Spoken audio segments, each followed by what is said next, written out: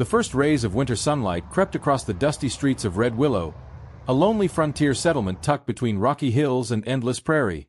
Frost clung to every wooden fence, and the wind carried the smell of pine smoke from scattered cabins. Most mornings in Red Willow began quietly, but this one carried an uneasy tension that even the horses seemed to sense. Outside the town's blacksmith shop stood a teenage girl wearing a faded brown coat several sizes too large. Her hands were rough from years of hard labor, yet she held herself with remarkable dignity. Her name was Clara Whitmore, and although people whispered about her wherever she walked, very few had ever spoken kindly to her. The townsfolk believed Clara brought misfortune. It had started years earlier after a lightning fire destroyed her family's homestead. Her parents never escaped the flames, leaving Clara an orphan before her 15th birthday. Superstitious neighbors blamed the tragedy on bad luck that seemed to follow the quiet girl wherever she went. As time passed, rumors replaced truth, and loneliness became her closest companion.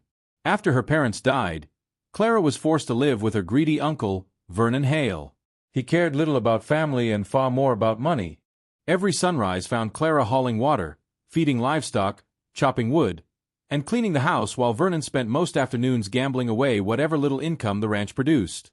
That freezing morning, Vernon tightened the saddle on his horse and glanced toward Clara with cold eyes. "You're coming with me." She silently climbed into the wagon without protest. Years of disappointment had taught her that questions rarely changed anything. The wagon rolled across the frozen road until they reached the livestock market on the edge of town. Ranchers bargained over cattle while traders shouted prices through clouds of white breath. Clara looked around, confused. Nothing about the place explained why Vernon had brought her there. Moments later, an older rancher approached. His name was Caleb Turner, a respected cattleman who lived nearly 20 miles outside Red Willow. Unlike most men on the frontier, Caleb was known for fairness rather than force. He rarely visited town unless supplies were running low. Vernon greeted him with an unusually friendly smile. "Glad you came." Caleb studied the young woman standing quietly beside the wagon. "I thought you wanted to discuss hiring someone for your ranch." "I do," Vernon replied quickly. "She's strong, obedient, and doesn't complain." Clara lowered her eyes. Something about the conversation felt wrong. Caleb frowned. "Hiring?" Vernon pulled a folded paper from his coat. "You pay me now, and she works your ranch until the debt is settled." Caleb looked from the paper to Clara. Her sleeves were patched several times, and despite the bitter cold, she wore boots with cracked leather barely holding together. He ignored the paper. "Did anyone ask what she wants?" The question caught Vernon off guard. "She belongs under my care." "That wasn't my question." For the first time, Clara slowly lifted her head. Their eyes met only briefly, but Caleb noticed something unexpected. She wasn't frightened. She was exhausted. There was a difference. After a long silence, Caleb reached into his pocket and counted several gold coins onto the wagon seat. "I'm paying your debt," he said calmly. "But she owes me another season of work," Vernon argued. "No," Caleb answered firmly. "You owed the debt, not her." Several nearby ranchers stopped talking and watched. Vernon's face reddened. "You can't tell me how to run my family." Caleb folded the paper in half and handed it back. "I'm not buying a person. I'm giving someone a chance to choose." He turned toward Clara. "If you'd rather stay here, I'll leave right now." The wind swept across the marketplace. For several long moments, nobody spoke. Finally, Clara whispered the first words anyone had heard from her all morning. "I don't want to go back." They were barely louder than the winter breeze. Caleb simply nodded. "Then you won't." Without another argument, he loaded the supplies into his wagon and offered Clara a warm wool blanket before climbing onto the driver's seat. As Red Willow disappeared behind them, neither of them noticed two riders watching from a distant ridge. One rider lowered his spyglass. "So that's the girl." The older outlaw beside him smiled slowly. "Good. She's exactly where we need." Caleb kept the wagon moving without looking back. The frozen road stretched across the valley, disappearing between snow-covered cottonwood trees. Clara wrapped the wool blanket tighter around her shoulders, but her thoughts remained fixed on the two strangers she had unknowingly left behind. She had no reason to believe anyone would follow her, yet something deep inside refused to settle. Several miles away, the two riders turned their horses toward the southern hills. "The rancher has no idea what he's carrying," the younger outlaw muttered. The older man, known throughout the territory as Gideon Crow, smiled beneath his gray beard. "He'll find out soon enough." By late afternoon, Caleb's ranch came into view. Unlike the crowded streets of Red Willow, his land was peaceful. A weathered log house stood beside a broad horse pasture, while smoke drifted lazily from the stone chimney. A sturdy red barn overlooked the valley, surrounded by dozens of grazing cattle. Clara climbed down from the wagon and quietly studied her new surroundings. There were no shouting voices, no slammed doors, no angry footsteps, only the distant sound of horses and the cold winter wind. Caleb carried the supplies inside before returning with another heavy coat. "You'll need this," he said. She hesitated before accepting it. "No one has ever given me something without asking for work first." Caleb smiled gently. "Then today is your first." Inside the cabin, a fire burned brightly across the stone hearth. The room was simple but welcoming. A wooden table sat near the window, shelves were lined with neatly stacked books, and fresh bread rested beside a pot of beef stew. Clara stared at the books. "You read every winter." "I've never owned one." Caleb looked surprised. "We'll change that." She wasn't sure how to answer. 4 years, survival had filled every hour of her life. Reading had always belonged to someone else's world. After supper, Caleb showed her a small bedroom overlooking the pasture. "You can stay here as long as you wish." She looked around carefully. "No lock." He shook his head. "You won't need one." For the first time in many years, Clara slept without fear. The following morning arrived bright and clear. Fresh snow sparkled beneath the rising sun as Caleb prepared the horses. Clara insisted on helping despite his protests. She repaired loose fencing, carried water from the frozen creek, and organized the feed shed with surprising efficiency. Caleb watched quietly. "You've done ranch work before." "Since I was 12. "You never complained?" She shrugged. "No one listened anyway." By noon they had finished more work than Caleb normally managed in 2 days. "You've earned a rest." She smiled faintly. "I'm not used to resting." Before Caleb could answer, one of the ranch dogs began barking furiously toward the northern ridge. Both of them turned. 3 riders appeared in the distance. They weren't local ranchers. Each wore a dark duster, carried a rifle across the saddle, and rode with the confidence of men accustomed to trouble. Caleb narrowed his eyes. "Stay inside." Clara stepped into the cabin but continued watching through the window. Minutes later, the strangers reached the front gate. The oldest rider removed his hat politely. "Afternoon. What brings you here?" Caleb asked. "We're looking for someone." "I don't know many travelers." "We're not looking for a traveler." The man unfolded a weathered sketch. It wasn't detailed, but Clara immediately recognized the drawing.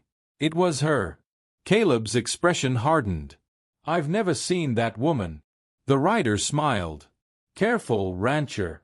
We know Vernon Hale accepted money to hand her over. And we know she left town with you." Clara's heartbeat quickened. Money. Someone had paid Vernon before Caleb ever arrived. The older outlaw continued. "The girl belongs to our employer." Caleb folded his arms. "People don't belong to anyone." The man's smile disappeared. "Then this conversation is going to become difficult." A long silence settled across the snowy yard. Finally Caleb spoke. "Leave my property." None of the riders moved. Instead, Gideon Crow looked past Caleb and directly toward the cabin window. For one brief second, Clara accidentally met his eyes. He smiled. "There she is." Caleb instantly stepped between them. "You've seen enough." Gideon slowly placed his hat back onto his head. "We'll leave. For today." He turned his horse without another word. The other riders followed. But before disappearing beyond the hill, Gideon glanced over his shoulder. "Tell the girl one thing." Caleb remained silent. "The map belonged to her father. And sooner or later, she'll tell us where he hid it." The riders vanished into the falling snow, leaving Clara standing motionless behind the cabin window. She had never heard anyone mention a map before. And suddenly she realized her parents had been keeping secrets that died with them. Clara had never heard anyone mention a map before. And suddenly she realized her parents had been keeping secrets that died with them. For several long moments, neither she nor Caleb spoke. The snow drifted past the cabin windows while the words of Gideon Crow echoed in her mind. The map belonged to her father. She searched every memory she had of childhood. Her father had often disappeared into the hills for days at a time, returning with worn boots and mysterious smiles. Whenever she asked where he had gone, he would simply say, "Some treasures are safer hidden than found." At the time, she thought he was telling bedtime stories. Now she wasn't so sure. Caleb quietly added another log to the fire. "You don't have to tell me anything." Clara looked at him. "I truly don't remember a map." "I believe you." Those 3 words settled her racing thoughts. For the first time since leaving Red Willow, someone believed her without demanding proof. The following morning, Sheriff Nathan Briggs rode onto the ranch after receiving word about the strangers. Caleb explained everything. Nathan listened carefully before asking Clara one simple question. "Did your father ever leave you anything?" She thought for several seconds. "Only his Bible." "Where is it?" "My uncle kept everything after the fire." Caleb exchanged a glance with the sheriff. If Vernon still has it, that may be exactly what Gideon wants. Without wasting another minute, the 3 rode back toward Red Willow. They found Vernon inside the saloon, losing another hand of cards. The moment he saw Clara, his face tightened. "You've got nerve coming back." Sheriff Briggs placed his badge on the table. "I'm not here about her. I'm here about stolen property." Vernon's confidence vanished. "I don't know what you're talking about." "The Whitmore family belongings." After several tense minutes, Vernon finally admitted he had never sold most of Clara's parents' possessions. Instead, he had locked them inside an old storage shed behind his house, hoping they might one day be worth something. The sheriff ordered him to hand over the key. Inside the dusty shed sat broken furniture, family photographs, old tools, and a weathered leather Bible. Clara carefully opened it. Nothing. Just worn pages. Then something slipped onto the floor. A folded letter. It was written in her father's handwriting. Her hands trembled as she unfolded it. "If you are reading this, it means I could not protect what I discovered. There is no treasure of gold. The map leads only to a valley where several families hid during the Apache raids many years ago. I kept its location secret because desperate men would destroy the land searching for riches that never existed. Burn this map if greedy people ever come looking." A thin piece of parchment rested beneath the letter. Caleb smiled. "So the greatest treasure was people." Clara nodded. "My father was protecting lives, not riches." Unfortunately, Gideon Crow had followed them into town. He burst through the shed door with 4 armed riders. "Hand me the map." Nobody moved. "You've chased a lie for 20 years, Clara said calmly. Gideon's eyes narrowed. "I decide what's true." He stepped forward. Caleb moved beside Clara. "So do I." Before another word could be spoken, Sheriff Briggs drew his revolver. "So does the law." The outlaws reached for their weapons. The fight lasted only seconds. 2 deputies rushed in from outside while townspeople blocked every exit. Outnumbered and surrounded, Gideon finally lowered his revolver. His shoulders slumped. "So, there never was any gold." Clara looked directly into his eyes. "There never needed to be." The sheriff placed handcuffs on Gideon and his gang. "The hunt is over." That evening, Clara, Caleb, and Sheriff Briggs rode to the quiet valley marked on the map. Hidden among towering pines stood the remains of several abandoned cabins. Families had once survived there because Clara's father had kept their refuge secret. Following his final wish, Clara built a small fire beside the old cabins. She unfolded the map one last time. Caleb looked at her. "Are you certain?" She smiled. "My father trusted me to finish what he started." She placed the map into the flames. Within moments it turned to ash, and with it disappeared every reason greedy men had for returning. Weeks later, spring finally reached Red Willow.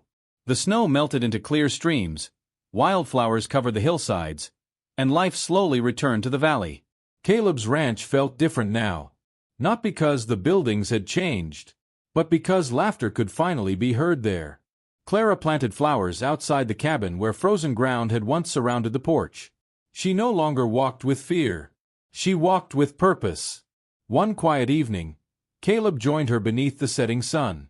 "You know," he said with a smile, "I thought I was rescuing someone that day." Clara looked toward the distant mountains.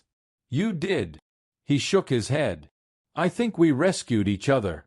She slipped her hand into his. For the first time in many years, the future no longer felt uncertain. It felt like home. As the golden light spread across the valley, Red Willow finally laid its old rumors to rest. The orphan everyone believed carried bad luck had instead carried her father's greatest act of courage. And in protecting his final secret, Clara discovered something far more valuable than any hidden fortune. She found freedom, family, and a place where she truly belonged.